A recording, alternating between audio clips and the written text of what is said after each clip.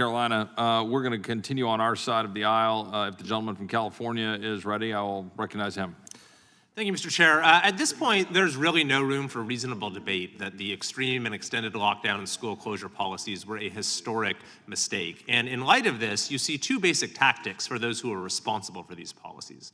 The first to say, well, we just didn't know at the time.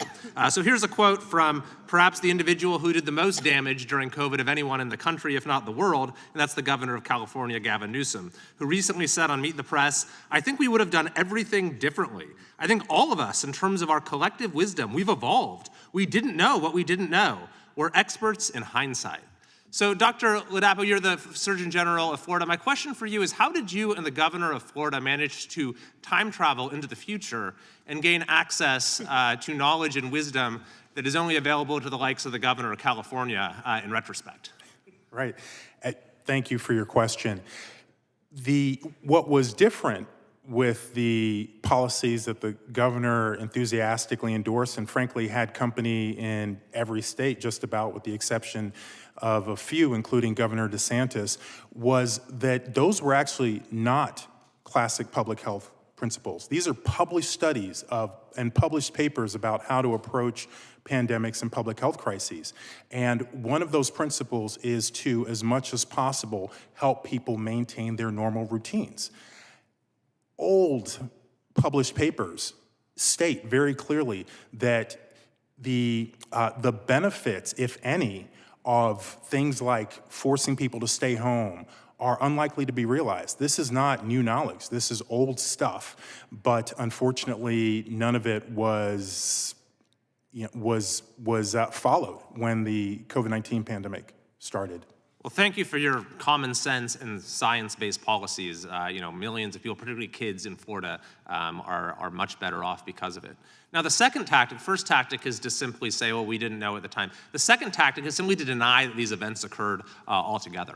We've seen that actually in the testimony of several Biden administration officials in this Congress. You had the Secretary of Education, Miguel Cardona, despite being an enthusiastic advocate for child vaccine mandates, denied in testimony before the Education Committee that he had supported that. You had the Secretary of Health and Human Services, Javier Becerra, from my own state of California, testify, quote, "We never forced anyone to do anything, even though he oversaw the heinous 2-year-old mask mandate for Head Start." And perhaps most incredibly, you had Douglas Parker, the head of OSHA, also from California, who was responsible for the Biden administration's attempt to institute a vaccine mandate on 70 million Americans, who flatly denied in testimony before our committee that that had occurred.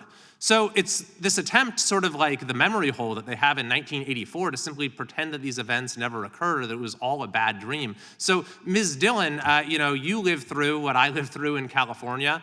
You fought back as valiantly as anyone in our state against these abuses. For the sake of sort of preserving our historic memory of what life actually was like in California during this period, could you just give us a few snapshots of sort of some of the worst abuses that we all had to endure? Well, thank you, Congressman Kiley. And by the way, you were also a fellow warrior in that battle and went to court to challenge our governor. I appreciate that as a fellow lawyer.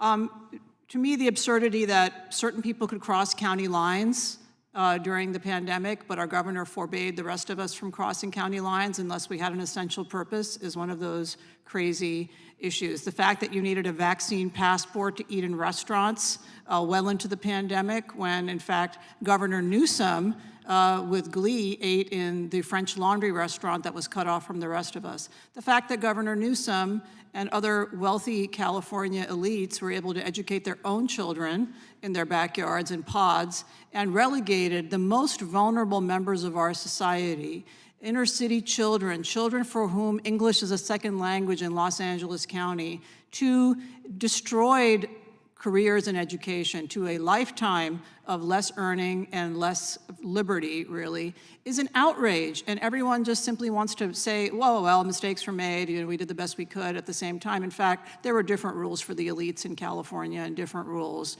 for the rest of us.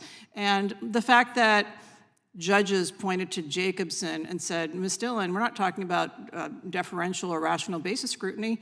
No scrutiny is due to the government's action in shutting us down. And so my fear as a civil rights lawyer is that with the snap of a finger or the stroke of a pen, the very same civil liberties catastrophe could happen to us again unless Congress takes action to right that wrong. Thank you. I yield back. I will now recognize the